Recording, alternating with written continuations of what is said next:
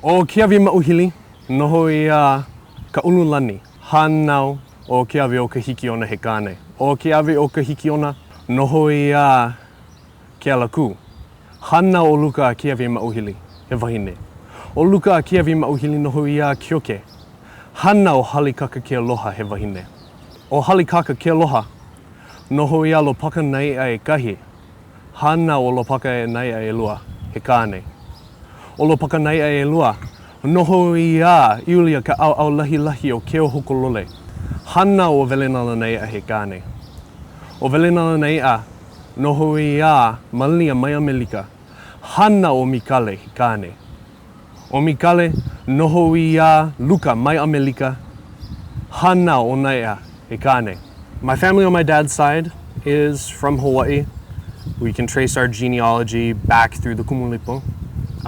In slightly more recent times to umi-a-liloa, whose seat of power was in Waipio Valley. My great-grandfather and his father were all Paniolos with Parker Ranch. So they spent most of their time up Waimea, Kamuela, Hawi, North Kohala. My mom's side of the family is from California, and that's where my parents met. And I came back out here to go to UH and to rediscover my heritage, I guess. My family connection to Maunakea has been strong for a long time. One of my ancestors, her name is Kikaulike Keveki o Nalani, the equalness, the equity of the highest point of the heavens. So if that's not a Maunakea connection, I don't know what is. A bit closer to current times, as I said, my great-grandparents and their parents were Paniolos with Parker Ranch. And nowadays, I work as a guide on the mountain, and I can really credit it with being a big force, an impetus for me to learn a lot of my family history. If it weren't for the mountain, if it weren't for me being able to go up there and be there and observe the nighttime sky, then I wouldn't have had a chance to learn the navigating tools of my ancestors. I wouldn't have had anywhere near as strong of an interest in my family history. It's really given me a major push, and I'm glad that I have that access. Without that access to the mountain area that astronomy provides, I would have had no access to learning about my ancestry, because I had that ability, that chance to be up on the mountain and to celebrate my ancestry. That was really big. That was really big. Before even the Kingdom of Hawaii existed, when it was just the small kingships of the islands, the mo'i ships, the access to Maunakea was extremely regulated.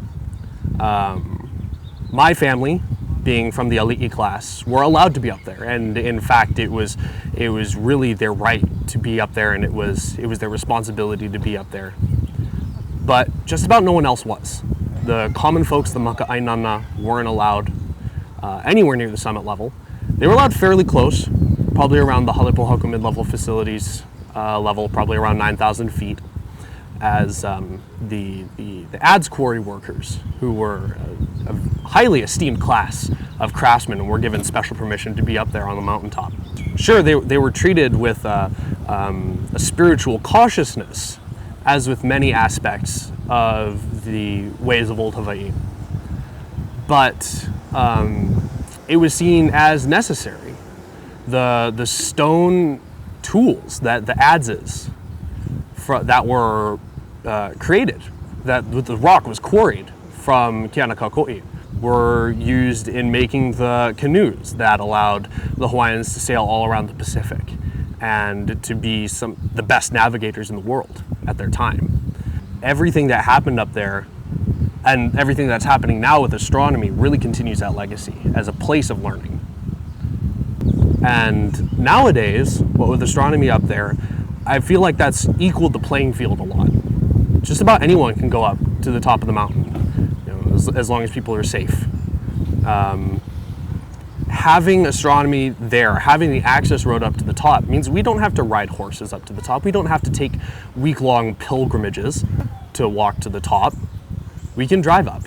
And as long as we're good to the road, we're good to the land, then that access is a fantastic resource that I really believe has equaled the playing field between the common folk and the upper class of old. And I feel like my job up there, when I get to talk to people and share information and teach people about the mountain, why it is so special, that is not only the best thing that I can do to honor my ancestors, but it's also my kuleana, my responsibility to teach people and help them out.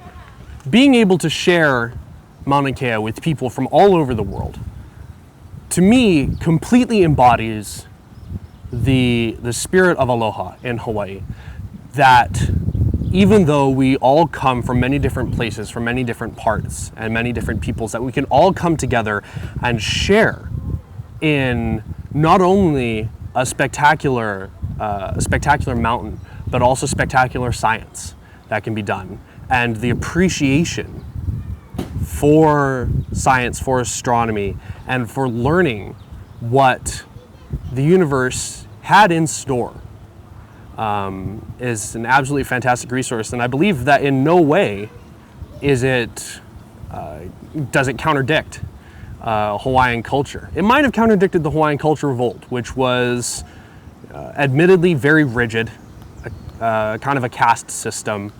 And I'm not afraid to say that. There are people that romanticize old Hawaii, but I know just from my family alone that it was a very, very rigid hierarchical social structure. And that nowadays that we have the ability to share, that it does just vast amounts of good. And this goes back to the kumulipo. In many cultures, the darkness was something that was feared. It was the unknown. And space is kind of the ultimate darkness. The outer reaches of what we can see is kind of the ultimate unknown. But in Hawaii, in the kumulipo, there are a couple of lines. Po vale ho'i hanau ka po. There was nothing but night. There was nothing but darkness. And the darkness gave birth. That from that darkness, from that creation of everything, came everything. And with astronomy, being able to see back in time to the time of Po, of the great night, of the great darkness, there comes just an incredible amount of knowledge that can be gained for both our future and of our past. And I feel like that completely embraces what my ancestors did with their knowledge of the stars and their knowledge of creation. Astronomy is probably the cleanest prospect for Hawaiian culture and Hawaii's future that we have here. The luau that you can experience in Waikoloa is kind of confusing. It's a hodgepodge of Polynesian culture, Tahitian hula, Samoan tattoos, coconut bras and grass skirts, which were a result of the tourism industry from 100 years ago. But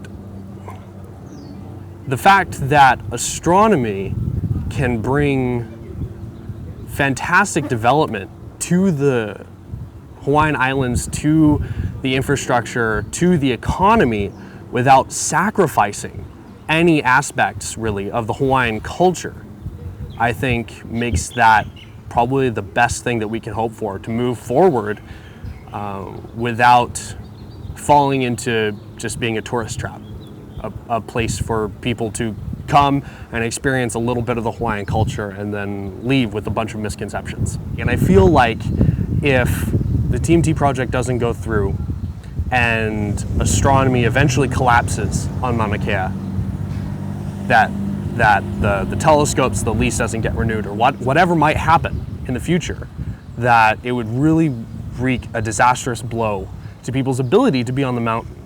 Who pays for the road upkeep? You know, would it become a state park where you have to pay to get inside? What would happen? I feel like that with astronomy up there, with TMT up there, with the continued utilization of this very spectacular resource that we have, that for me, the access, that's the biggest thing, because the access provides the ability to learn. It provides the venue to learn. And without learning, without continued knowledge, then what do we have? And I feel like my ancestors would agree. He kanaka au, ame ka ko au I ke TMT.